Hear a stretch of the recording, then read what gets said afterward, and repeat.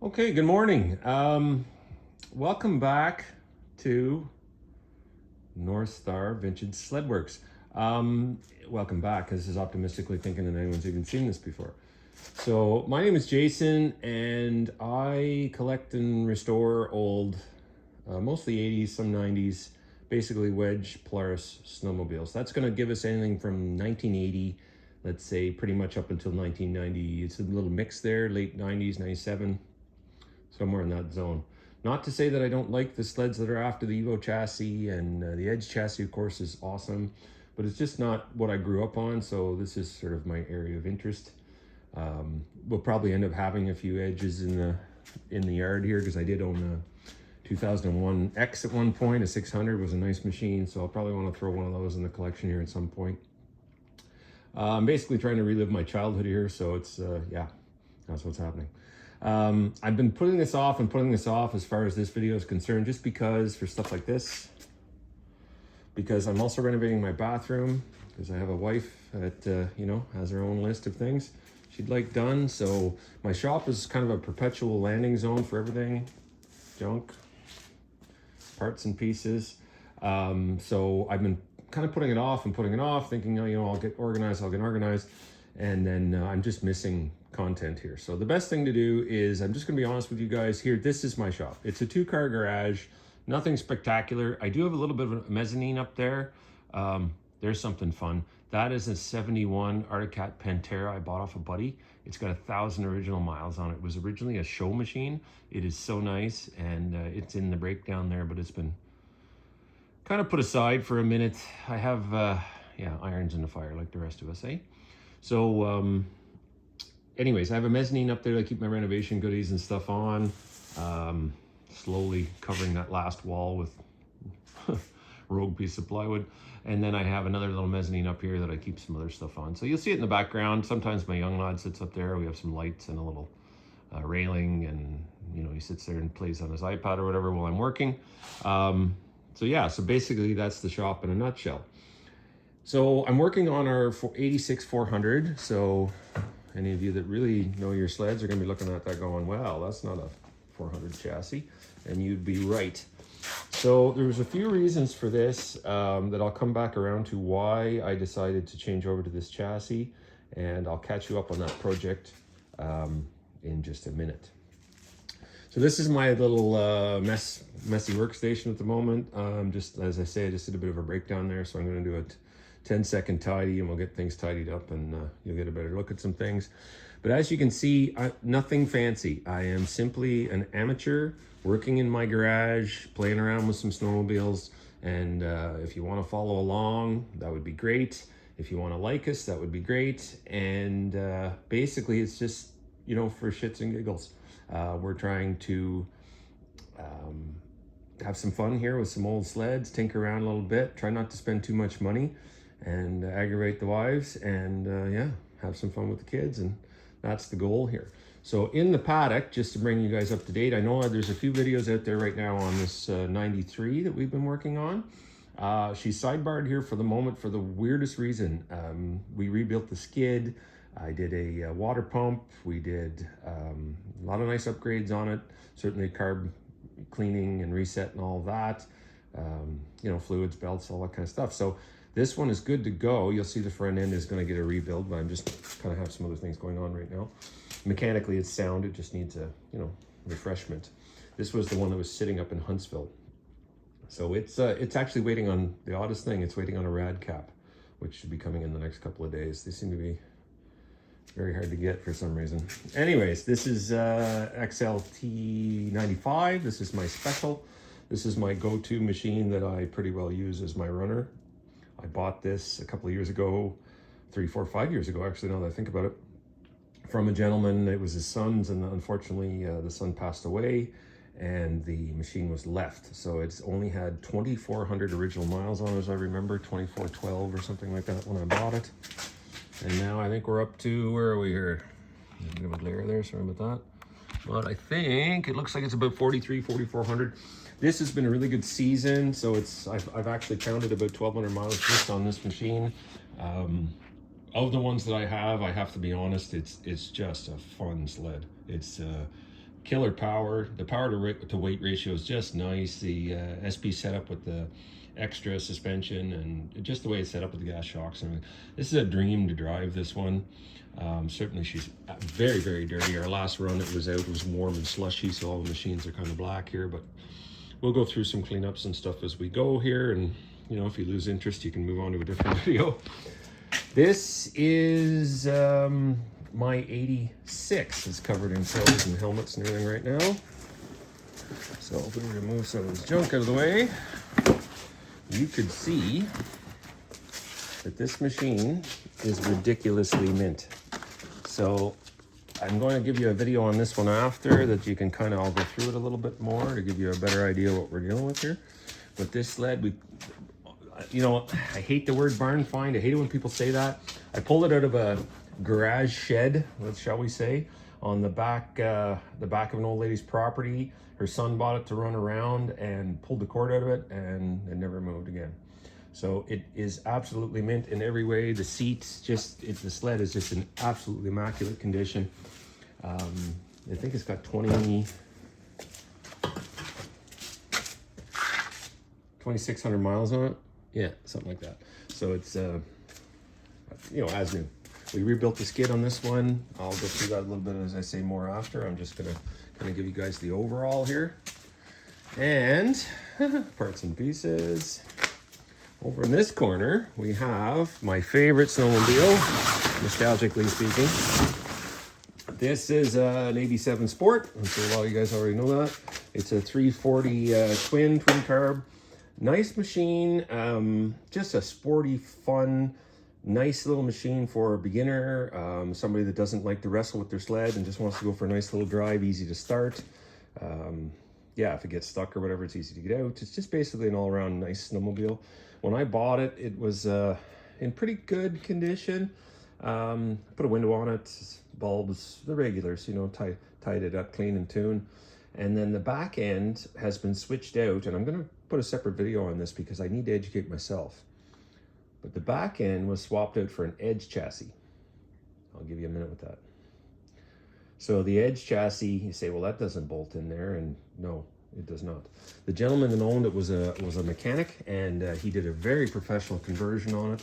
I was almost going to leave it there because I don't like that kind of stuff. Once it's been kind of doctored up, it's not my thing. But to try to find one of these 87s, there's 88s all over, 89s everywhere. The odd 87 that's together and it still has the original seat and stuff on it is, you don't find them. So I bought it. This one is a very neat little snowmobile, and I can't get the cover off. Again, I'm going to do more of a video on this one once we get her together, once we get it back together, I should say. That is an 83 Super Sport. So it's a 440 single carb, nice little machine, too much motor for the sled. It's very, very light, and I don't know, in the old days they must have been, I don't remember. I mean, I didn't have one. In those days in the early 80s, I was driving a 250, I think, a Star, or maybe an old 340 or something, but this thing is just a bullet. It's just a bullet. And I bought it for my young lad, and honestly, it's too much snowmobile for, like, motor-wise. And then handling-wise, well, you know, you're back on the old bananas there, so it's not exactly an Indy, is it? So Polaris certainly hit the nail on the head when they dropped these and went to the Indy Light. That is definitely the way to go with this. That's what's missing, is sort of that front-end handling. But because I had a Star in 84, I figured it was a bit of a nostalgic piece. Plus, I'm a super sucker for that color and a seat that's in amazing condition. And this one is just, well, here, I'm going to show you. I can't, I got to get in here a little bit, but you got to see this. This is one of the main selling points of the machine. Again, she's a little dusty, but like, look at that seat. A little wee crack right there. A little blemish there. But that's the original seat with the branding on it. It is absolutely perfect. There's not a mark in it. I'm looking for some kind of a tape or something that I can put here that'll keep this together. I want to say that was there, but I think this one was my young lad when he sat on it. So the first time we went with two people and he sat here and kind of, it's getting a little crunchy.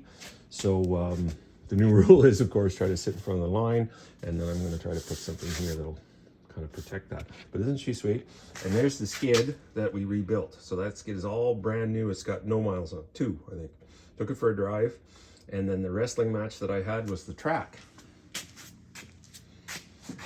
track, unfortunately, hey young lady, the track is so rigid and that I can't even get it to flex as it rolls underneath of itself. And it's like it's a square block tire. You're driving on it and it's just like whap, whap, whap.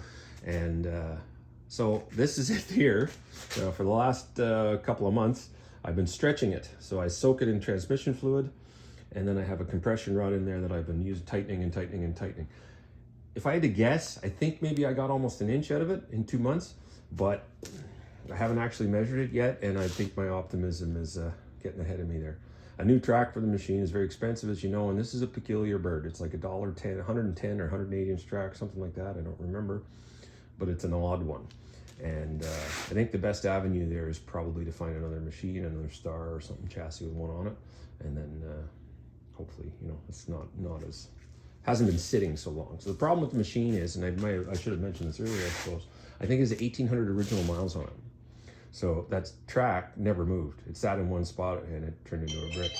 So anyway, so we're working on that. Hot call coming in, hot call coming in. So I like how they put on the phones now, likely fraud. Yes, it is. Yes, it is likely fraud.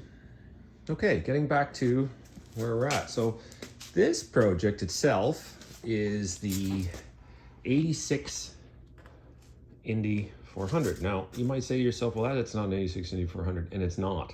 That is an 87 INDY Trail chassis that I picked up from a guy just for parts. It was only a 5,000 mile chassis, and it was really in good shape. Even the motor runs and whatever. But the machine, the seat had been all kind of dilapidated from sitting outside. And yeah, cosmetically, she's taken a bit of a beating, but you know, practically speaking, it's in good shape. The chassis is in good shape, everything's in good shape. So the INDY 400 that I bought was in a collision. So there's some parts for it there. We pulled the seat and stuff around it. So I stripped it all down, took out everything that I needed off of the sled. There's the bonnet. And we discarded the chassis because it was so, whoever had been driving it, again, low miles, 1,500 mile chassis, but whoever drove it while it was in disrepair, augmented the holes in the tunnel. So there's some damage to the aluminum. There was, the front bulkhead was pretty heavily damaged from the impact, to the point where even some of the mechanics underneath were bent. So I elected to just drop it. And I took everything out that I needed. And we're going to use this chassis here to build her back up again, because the 86 400 has got to be one of my all-time favorite machines. And as you may or may not know, it was the last year of the high compression engine. I kind of like the look of the 87s better. It's a bit of a nicer, sleeker look. But the 86 has the higher compression, faster motor. So you may think to yourself, well, how can that be? Why would they even bother doing such a thing? In 88, we came out with the INDY 500. So we had the 500 liquid, and that's when things started getting interesting. So I might be misspeaking on the year, but it's right there anyways. Late 80s, early 90s, we started seeing the 500s, and the problem was that the performance rated by Polaris on the INDY 400 to the INDY 500, there wasn't enough of a gap. So they actually derated the engines in 1987 a little bit to create that gap. So this is the last of the bullets, so to speak. So I'm going to create an INDY 400 out of this, and there's a few reasons that it's a nice chassis. One, and this is really beat up, but in 87, they changed over from the outside bar. The back bumper used to come down the outside like this, and they tucked it in the chassis. That shrank this bar by almost like an inch and a half. Width-wise, it looks a lot sleeker, a lot cleaner, and it's just a lot nicer detail here at the back of the chassis. I'll give you an example. So here's the 86. You can see how that bar is outside the chassis. It just looks more like a lawn chair. And you know, the 87 is a lot nicer, cleaner, kind of cleaner style that way. And yeah, the only cramp that I think I'm going to have with this is dealing with the heat exchangers, because I'm taking a fan chassis and converting it to a liquid. So there's going to be a bit of work to do that way. The heat exchangers on the 400 that I got were all smashed anyways. So I'm kind of on on the prowl for that. This is a new thing for me, doing the liquid conversion, or like a fan chassis back to a liquid chassis. Luckily in the 80s, Polaris wasn't terribly creative with their chassis designs, and they're all pretty much interchangeable. So I'm confident that we will make it work. For aficionados out there, you'll notice that there's side vents on the fan-cooled machines and none on the liquid machines, kind of obvious reasons. In 86, they did have some issues with the machines overheating a little bit. So I'm not terribly disappointed that we have this extra ventilation. Doesn't look maybe quite as nice, but I'm probably going to be putting some side exhaust on this, which is pretty cool. So yeah, this machine is going to be a bit of a different look. We're going to go with everything polished underneath. We're going to polish up basically anything we can. I think I might take it to an SE type finish. I'm kind of talking out of turn here, but I'll get back to you on that one. I'm not sure, so I won't say. But yeah, so this is the project. So first of all, we got to take this big pile of stuff. That's a snowmobile in a box. And we're going to bust it all down and go through everything, clean up the hardware, etc., and get it going. Before we get into that though, we've got to put away our renovation materials. Get them put away up top, make sure it's tucked away safely and neatly so I can get it again. And clear off our bench, put our tools away, kind of do a bit of a general and a bit of a cleanup here. It's not terrible, but there's just kind of stuff all over. And we want to get back to a nice square, clean working environment.